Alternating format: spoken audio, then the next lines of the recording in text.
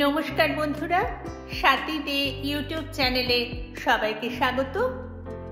আজকের ভিডিওতে রইল রবীন্দ্র জয়ন্তী উপলক্ষে বক্তব্য।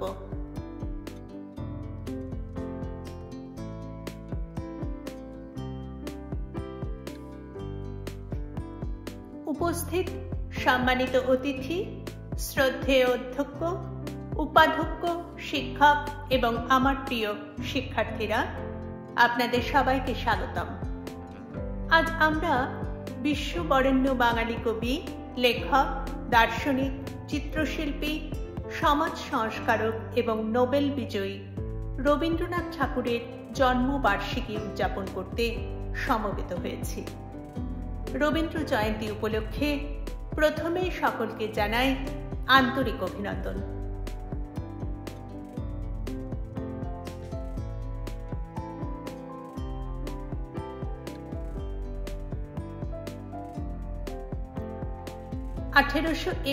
সালের 7ই মে বাংলা ক্যালেন্ডার হিসেবে 1268 সালের 25শে বৈশাখ কলকাতার জোড়াসাঁকো ঠাকুর পরিবারে রবীন্দ্রনাথ ঠাকুর জন্মগ্রহণ করেন।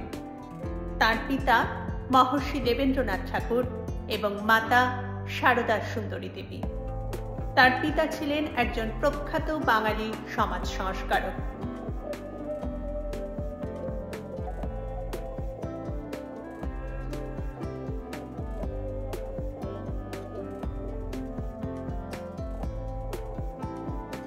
ছোটবেলা থেকেই কবির একটি বদ্ধ কক্ষে পড়াশোনার ক্ষেত্রে মন বসত না।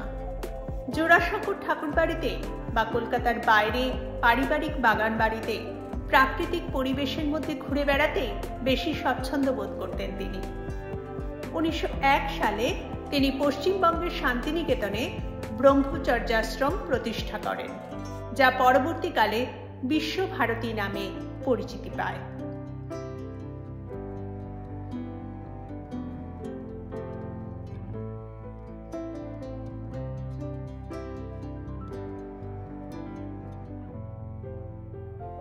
তিনি ছিলেন তার সময়ের চেয়ে এগিয়ে থাকা একজন মানুষ।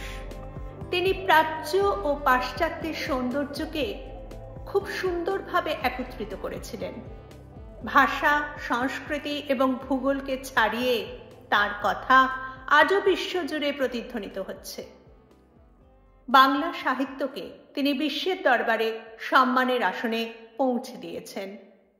রবীন্দ্রনাথ ঠাকুরের বিখ্যাত রচনা গীতাঞ্জলি তাঁর কবিতার একটি সংকলন। 1913 সালে গীতাঞ্জলি কাব্যগ্রন্থের ইংরেজি অনুবাদের জন্য তিনি এশীয়দের মধ্যে সাহিত্যে প্রথম নোবেল পুরস্কার লাভ করেন।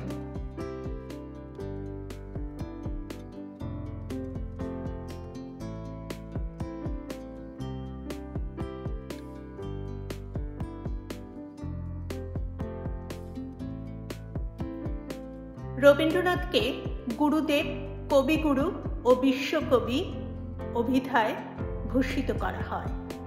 তাঁর রচিত গান জনগণ মন অধিনায়ক জয় হে ভারতের জাতীয় সঙ্গীত। তাঁর রচিত গানগুলি আমাদের সংস্কৃতির একটি অবিচ্ছেদ্য অংশ হয়ে উঠেছে এবং রবীন্দ্রসঙ্গীতের সুর আমাদের জীবনের সঙ্গে গভীরভাবে মিশে আছে। আমাদের যে কোনো আনন্দে, উৎসবে, পূজা পার্বণে, চিন্তায়, চেতনায়, নিঃসঙ্গতায়, সমগ্রতায় তিনি মিশে রয়েছেন।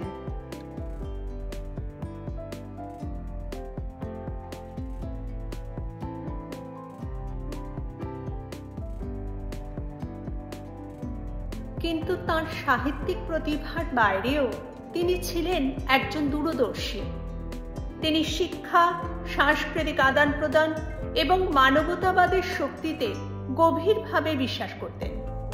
তিনি বলেছিলেন, শুধু দাঁড়িয়ে জলের দিকে তাকিয়ে থাকলে সমুদ্র পার হওয়া যায় না। এই কথাগুলি আমাদের কাজ করতে, বড় স্বপ্ন দেখতে এবং বিশ্বে পরিবর্তন আনার জন্য আমাদের ব্যক্তিগত সুখ স্বাচ্ছন্দ্যের সীমা ছাড়িয়ে এগিয়ে যাওয়ার আহ্বান জানায়।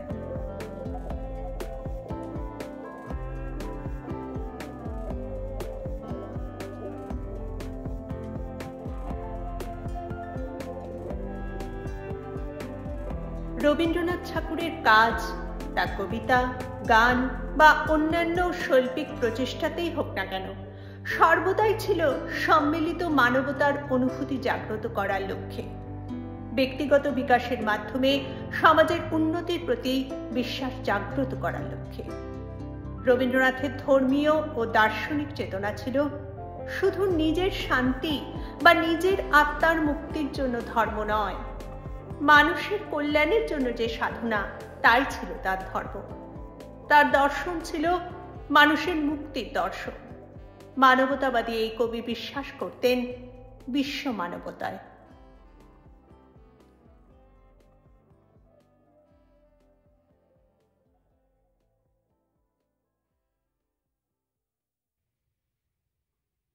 তার কবিতায় তিনি প্রেম, প্রকৃতি, আধ্যাত্মিকতা এবং স্বাধীনতার কথা বলেছেন। তিনি মানুষের অবস্থাকে তার সকল দিকের মধ্যে অন্বেষণ করেছেন, এর সুখ দুঃখ, এর আনন্দ বেদনা এবং এর সৌন্দর্য। গীতাঞ্জলি এবং ছেলেবেলার মতো তার সাহিত্য কর্মগুলি কেবল প্রকৃতি এবং ঐশ্বরিকতার সাথে গভীর সংযোগে চিত্রিত করে না, বরং সার্বজনীন শান্তি এবং বোঝাপড়ার আহ্বানকেও মূর্ত করে তোলে।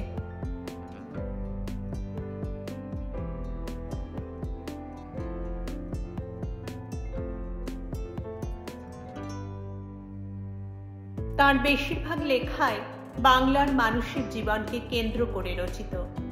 গীতাঞ্জলি, গোড়া, ঘরে বাইরে, শেষের কবিতা, চিত্রাঙ্গদা, রক্তকরবী, মালিনী, নৌকাডুবি, কাবুলিওয়ালা, ডাকঘর ইত্যাদি তাঁর সর্বাধিক পরিচিত রচনার মধ্যে অন্যতম।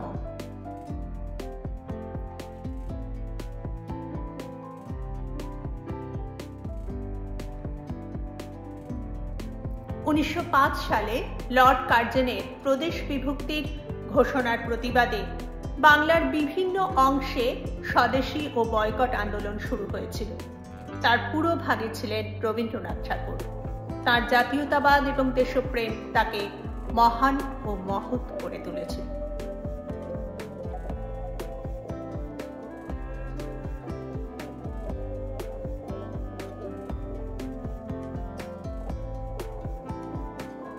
(1915) সালে ব্রিটিশ সরকার তাকে নাইট উপাধিতে ভূষিত করে। 1919 সালে জালিয়ানওয়ালাবাগের মর্মান্তিক হত্যাকাণ্ডের প্রতিক্রিয়ায় তিনি তার নাইট উপাধি ত্যাগ করেন। তিনি অত্যন্ত ধার্মিক এবং আধ্যাত্মিক ব্যক্তি ছিলেন, যা সংকটের দিনগুলোতে তাকে অনেক সাহায্য করেছিল। ভারতের স্বাধীনতা দেখার আগেই 1941 সালের 7ই আগস্ট কলকাতায় তিনি শেষ নিঃশ্বাস ত্যাগ করেন।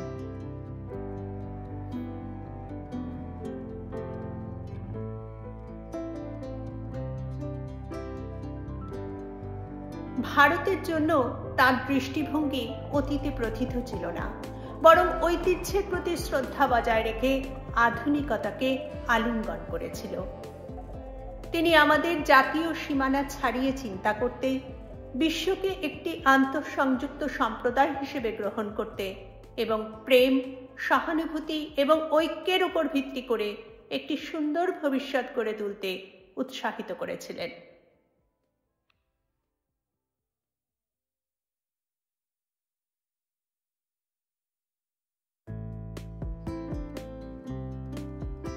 পরিশেষে আমি তার একটি বিখ্যাত কবিতা চিত্ত যেথা ভয় শূন্য থেকে কয়েকটি লাইন আপনাদের সাথে শেয়ার করতে চাই। চিত্ত যেথা ভয় শূন্য, উচ্চ যেথা শির, জ্ঞান যেথা মুক্ত, যেথা গৃহের প্রাচীর, আপন প্রাঙ্গণ তলে দিবস সর্বরী, বসুধারে রাখে নাই খণ্ড ক্ষুদ্র করি, যেথা বাক্য হৃদয়ের উৎসমুখ হতে উচ্ছ্বসিয়া উঠে যেথা নির্বারিত স্রোতে, দেশে দেশে দিশে দিশে কর্মধারা ধায়, অজস্র সহস্রবিধ চরিতার্থতায়, যেথা তুচ্ছ আচারের মরুবালু রাশি, বিচারের স্রোতপথে ফেলে নাই গ্রাসী, পৌরুষেরে করেনি শতধা, নিত্য যেথা তুমি সর্বকর্ম চিন্তা আনন্দের নেতা। নিজ হস্তে নিত্যয় আঘাত করি পিত, ভারতেরে সেই স্বর্গে কর জাগরিত।